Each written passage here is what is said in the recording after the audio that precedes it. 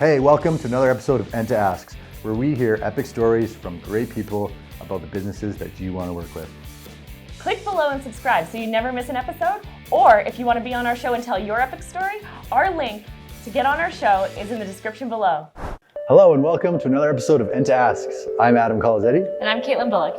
And we are super excited because today we have with us Jason Duncan, the Executive Vice President and co-founder of RentPERKS. Hello. Welcome, Jason. Yeah, welcome. Thanks very much, guys. Happy to be here. Excellent. Tell me, what does RentPERKS offer? Well, first and foremost, we're a property management company. Okay. Now, you hear that a lot. You probably put it to the wayside and think not much further. But the difference is that we're treating the business from a data and analytics standpoint, which gives us a significantly competitive edge over any of a traditional operating model. Okay. And in addition, allows us to operate a really lean operation, which makes us very competitive in the market as well. So Interesting. This sounds super exciting. So We love data. We're nerds. Yeah, we're nerds. Data is good if you use it well, right? Yeah. So- Well, yeah, otherwise it's kind of useless, That's right. right? Well, why don't we start? How is the industry run right now? Yeah, Before so, RentPERKS. I think what's happening in the industry right now, everybody's moving towards a centralization type methodology. They're trying to deploy a bunch of platforms, improve their operating models, and they're still approaching it from the same form. Mm-hmm. The problem is, you're getting a lot of these services that are helping to improve the bottom line for the business, but in a lot of senses, you're also spreading it across a multitude of platforms. In a lot of instances throughout North America, virtual assistants are being used. So you're hiring all these personnel that, they're not necessarily staff. And there are always obligations between a business you hire and what they perform. But you have to remember, we're dealing with tenants, and tenant information is highly risky if it's being accessed around in an open forum. And I see a long-range security issue around that data because it's not controlled, and there are too many opportunities for things to go sideways. The broker of that property management company is the only one who's responsible for everything, so it's on them. Right. I think it's very complicated, but to think of where we are, and in comparison, a traditional property management is sort of like somebody selling something off of a Shopify platform. Okay. You get this really good storefront and they do all sorts of marketing and you're at the forefront, but in the background of it all, you step away and have to run the business. And by comparison, in the way that we operate, we're a little bit more like an Amazon. We're endpoint to endpoint service delivery, cash management, and everything under the sun. Right. And so that puts us in a little bit of a different position as well. And then the way our personnel are in the field is really where the Uber-ization of our model comes in. They're completely out there and deployed and accessible through mobile technology. And that allows us a distributed model, which is the first of its kind. Everybody's pushing to centralize. We're centralized and distributed simultaneously. So The best of both worlds. it's the best of both worlds. It's very different. So who would be looking for RentPERKS? It's interesting. We get asked that all the time. Do you help people with a single rental property? Absolutely. We can help a single titled condo rental downtown, all the way to an entire apartment building. And where it really gets unique is that our tech and our staffing model allow us to go into secondary or tertiary markets where no other property management company is typically going to go. And in North America, you end up being the self-managing investor because you can't get the service, so you got to run around and take care of your building in all of these places. Right. And we have an ability to have a direct line of sight because of the technology on what's going on around an asset, regardless of where it's based, and run the operation centrally. And our personnel are out there being able to take care of placements, and vendors take care of service calls and everything else. So it puts us in a wider landscape from an opportunity standpoint. I'm seeing kind of two benefits happening. Tell me if I get this right. Sure. Yeah. On the tenant side, better service, I'm happier living here, right? I feel listened to, my requests are being responded to faster, better. And then on the property management side, I'm not spending as much time managing my investment. There's that, and it's even better for the investor. So I had a conversation today with an investor, and I was explaining that, you know, there's a win-win in the way that we take care of the asset. So the case in point, a tenant is going to have an app and there's a problem. They open the app, they take a photo, enter a description, hit the button. In real time, it comes in and we have access to the property they're in, all the contacts. We've sent vendors out to start doing the service work. If it doesn't get responded to in 24 hours in our system, it starts becoming an emergency problem to us. So we're stepping in to make sure that that thing is getting fixed quickly. So from a perception of the tenant, you're absolutely right. We have this perception we're there and taking care and supportive of the home that they're renting from us.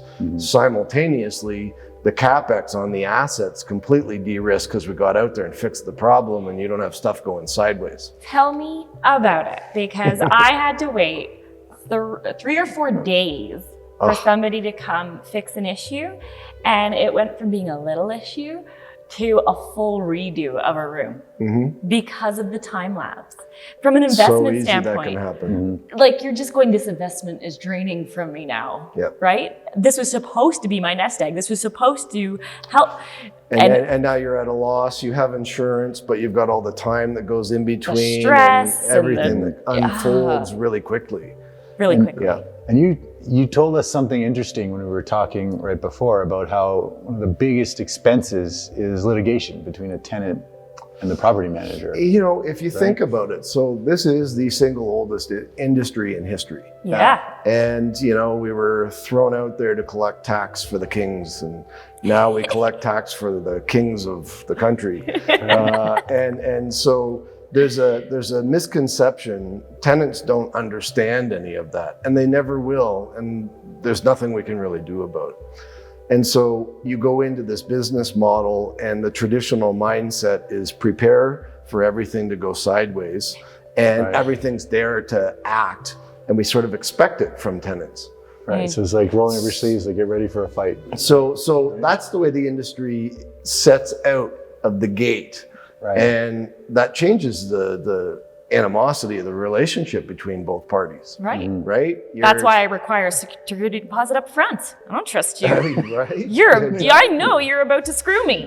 So you pay me a whole month up front. That's your if you screw me, I get your money kind of policy. And you know, that's interesting. So what we're trying to do, the perks part of our company is really a rewards infrastructure, and we'll get into that. But there is an aspect of the deposit that the technology and the modeling allows us to de-risk the placement, that really good tenants that come with a good credit rating and things, they can qualify for a no deposit with us because we're underwriting the risk on that. And that allows us to attract greater volumes of tenants, turn around and have better tenants, and they treat the property well. They want to release within the program. They're going to get all these rewards, everything else, right? So it's definitely different.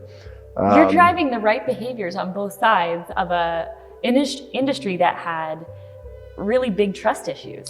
It really is behavior. And trust is the thing that you have to build. And so when you're putting your finances of your asset on the line and you have a person coming in here, your first reaction is fear, right? And you want to make sure that is a grounded relationship, and you do everything you can to protect you. Well, simultaneously, that makes the other party feel like, well, you know, what did I do? You are automatically treating me like this out of the gate. Like, and who are you? And I love this notion of, you know, historically it's been the relationship between the tenant and the property owner or property manager that controls the dynamic and feeds that in. You know, the people are crazy, so crazy things happen, right? They still do. Don't get me wrong, we get some too, but we're just better at placing them and de-risk it. But now you're saying it's really about the relationship with the asset, between the property owner and the asset, and the tenant and the asset, and now there's a common ground which you guys are are managing. That's correct. So the Right. first priority is always take care of the property Yeah. and make sure that the property is being paid for. Yeah. And everything else are like bells and whistles. But how do you make those two things happen? Well, Right. one, you create an incentive model and you track the behavior and you report on it and you monetize it Right. to get a genuine interest in changing the behavior. And here's where it gets really interesting. Okay. So our model is an acquisition-based company. We literally buy property management companies and absorb their portfolios, and that's how we grow. In almost every instance, we absorb problem properties. Right. Either the asset's not performing because there's no CapEx being invested into it properly. There's no cash flow in order to do it because it's poorly placed and you could have had better rents, all sorts of things.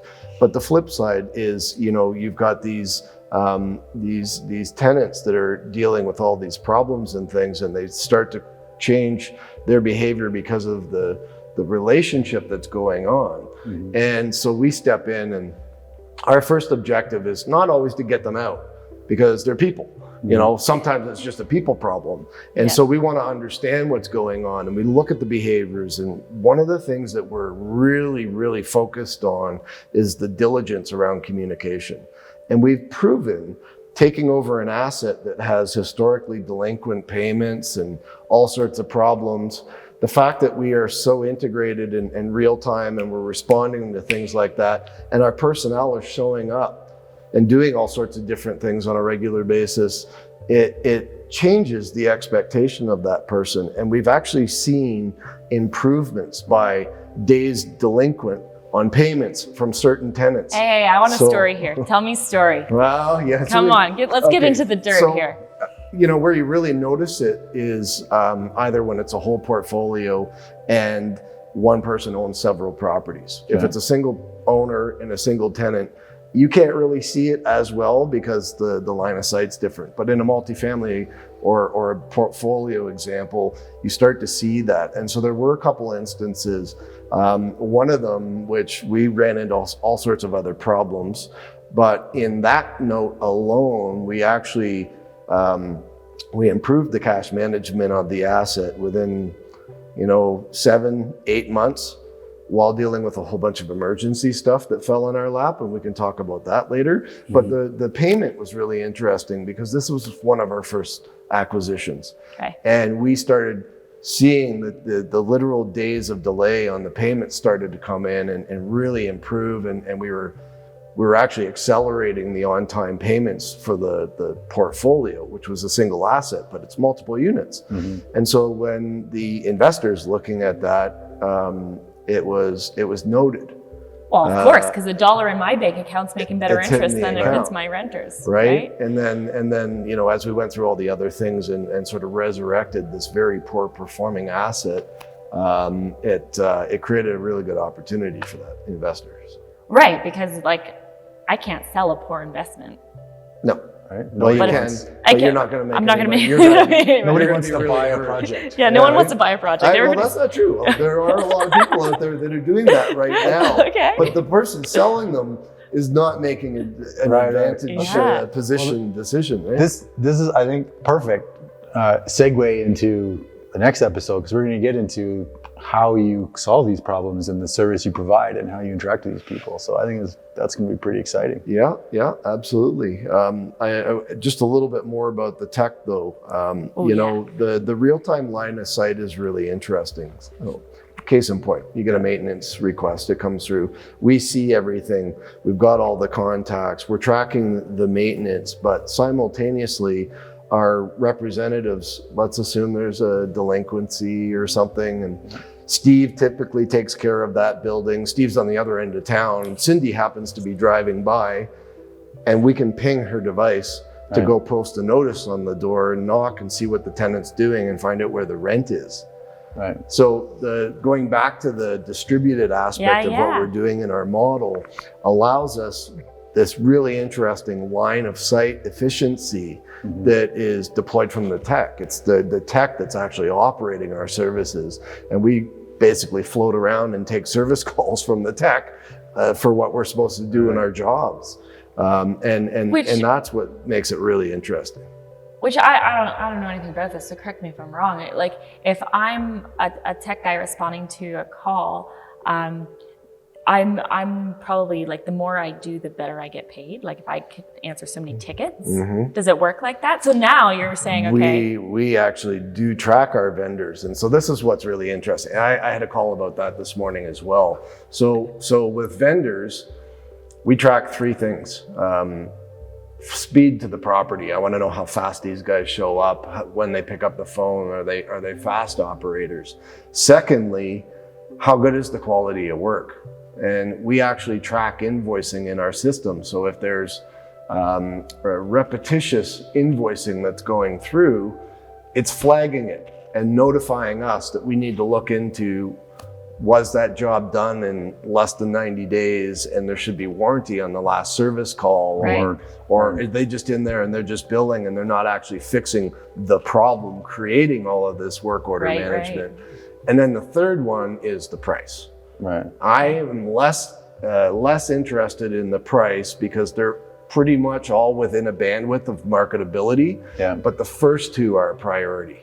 And we're tracking that across right now 22 cities in Canada. So the data that's running through the background of everything on that provides us really good insight that when we take on a new vendor, as an example, we can see and say, Chris, like you, interesting. You got to work a little differently for us to give you some more work. Or going back to the price point, and that's the interesting part. So you're showing up, you're doing the job, great work. We're not worried about it. It's completely de-risked, but man, you're billing us way too much. Like it's just out of scope from the market.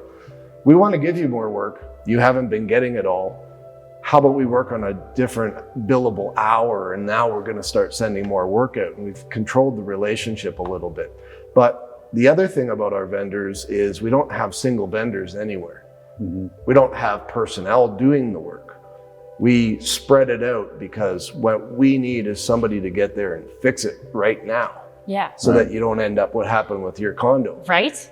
Redoing a bathroom unnecessarily. So it's interesting the way that we manage that. And there are a lot of vendor platforms out there. We basically have an internalized one that operates the way we want it to, where there are these companies that are trying to create platforms so that it's easier to find and everything else operating, and especially across a multitude of regions. That doesn't provide us what we need. So we accelerated the modeling around that and included it in what we're doing. Right. In addition to that, we're not big enough yet, but when we are, the vendor app is going to be pushed out to all of our vendors, and it will have all the direct billing for them to take care of the jobs, and we can get completed works like photos and things. Oh. Yeah. But for the tenant, it's like skip the dishes, it's geofence tracking. So you got to take the garbage out and you're standing there waiting in your condo for the plumber to show up, and 3 hours later and he hasn't shown up. Oh my God. You'll literally know. That was my favorite. That was my favorite. We'll be there anytime between 9 a.m. and 1 p.m. I'm like, pardon? Sit and wait, right? Yeah. People have lives, although we typically work from home right now. They still got lives and things to do. You know, you got to get out and do groceries and things. So we think when we get to the stage of deploying that part of the technology, it'll start to accelerate the whole service line on the vendor management as well. I love that. Yeah, because it gets to 1 p.m. and then they call you and like, yep, we're running about 3 hours late. Yeah. Are you kidding me? Yeah, right? Exactly. Or for the investor, it's, chasing around emails to get access to invoice statements and everything else. Oh. So part of the technology, it's so true, right? So part of the technology is we built this really massive infrastructure that's real time, and it's connected to in-field apps, mobile, iOS and Android device. So we have this thing and it's all there and it's all data and it's doing these really cool things. So the owners need all this information all the time. Yeah. And we built this owner's portal that you log in and you could have properties across all 22 cities we currently operate in, and 1, 2, 3, it doesn't matter. It has a roll-up summary for the entire portfolio. So as a snapshot, you see everything that you're concerned about as an investor right there. And it's real time, so you can go through and click on things and get the actual data and see the actual properties. Zoom into that property. But you're not concerned about that detail all the time. Yeah. When you log in, it's just like when you collect your emails, you get an email, Right. you want to know how many points you got. It's like Right, what's I watch going my on? stocks go down every day. That's great. It logs in, it's real time. And we decided last year to do a couple of really interesting things to advance the technology on the marketing side. And it was out of frustration. I was relying on personnel to communicate with prospective tenants when they'd be available to go and show a property. And I guarantee you we missed really good placements because somebody would have found a property elsewhere and we didn't respond fast enough. So we built and internalized an automation tool for all of our marketing on vacant properties. Okay. And in real time, a tenant will send a request through the advertising portal, whichever one it is for that area, Rent Faster in Alberta, et cetera, Zumper, Zillow, wherever they're good, we use them. Yeah. And you click the ad and instantly the system's looked at the schedule of our personnel to that vacant unit and when they're available to do an open house and communicated back, option 1, 2, or 3. The system is communicating with this prospect instantly and gets them to confirm to an open house. And then on the morning of that open house, they confirm again to make sure they're still coming. Once they confirm, that whole roster of prospective tenants gets sent out to the representative. They show up on site. They have all the contact information for everybody that's going to be there.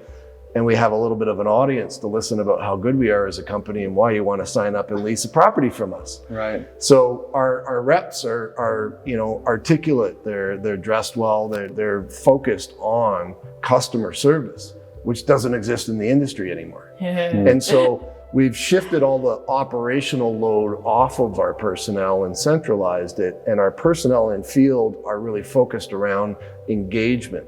And so when you show up to a property, all of a sudden you're there and a whole bunch of people are there. That's a little frustrating at times, but guess what? We got a lot of interest in these properties and we're a really interesting company. So why don't you stand for a couple of minutes and listen, then we'll tell you why. Right. Yeah. And as they tell about the tech, whenever there's problems, lifestyle thing, it's easy to get everything done.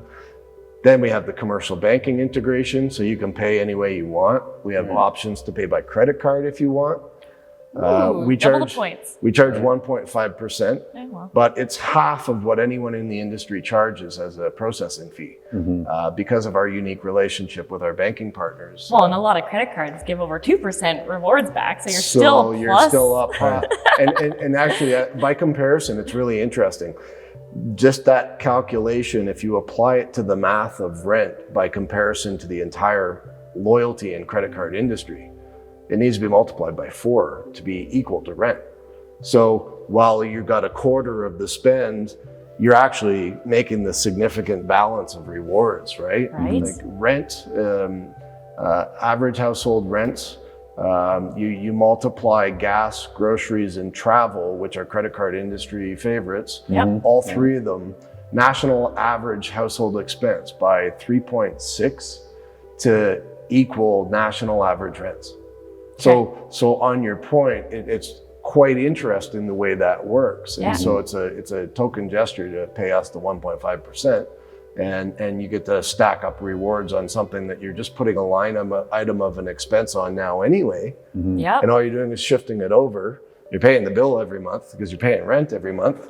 Yeah. Right? What I imagine, I'm picturing, showing up to see a property. There's some guys with suits, right? You're bringing professionalism, accountability, technology, sophistication, and like attracts like. So people that don't want to be around that, like people that just want an apartment where they can do shady things, are going to be deterred. I don't want somebody messing with my world here, right? Yeah. You know what? So it's so interesting because it's true. I mean, there's behaviors and when you show up and there's an audience at the property and you are a little bit of a suspicious character, we'll call them, you're probably thinking, well, there's a lot going on here. Maybe there's too much attention on the property. Sure. 2, this person is, a little bit more sophisticated than I would usually expect at a property. And 3, what's this technology thing? And banking.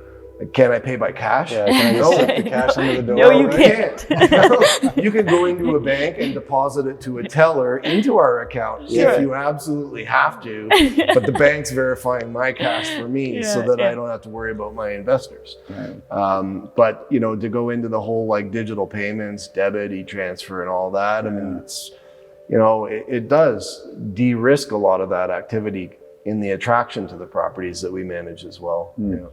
So I just love this all. You've figured out the behaviors. You're using tech and data to drive behaviors, and not just from one stakeholder side, from the investor side, from the renter side, even from the vendor's property management side. You've thought about what drives all of these individual stakeholders in the agreement, and you're driving the right behaviors using technology. That's correct. It's huge. And a couple of smiles. And you know, people too. right? And I love that. So just to stop, because you know, everyone looks at us and they say, "Well, you're a technology company." And most people think that we sell our software to property managers. We don't. We are the property management business. We're doing the service. We own our technology. It's proprietary. Nobody else has it.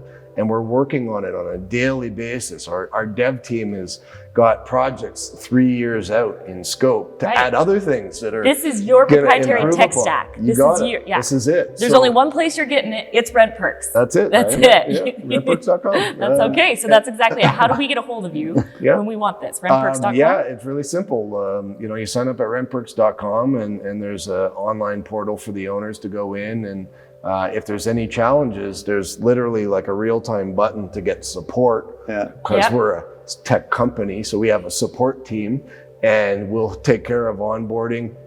And it doesn't matter if you have one property or 500 properties or 5,000, it doesn't matter. And it doesn't matter where they reside. We are able to go anywhere, which is really what makes us unique. I mean, we're 3 years old now and we're active in 22 cities. Right. I don't know a property management company that is in more than 2. Right.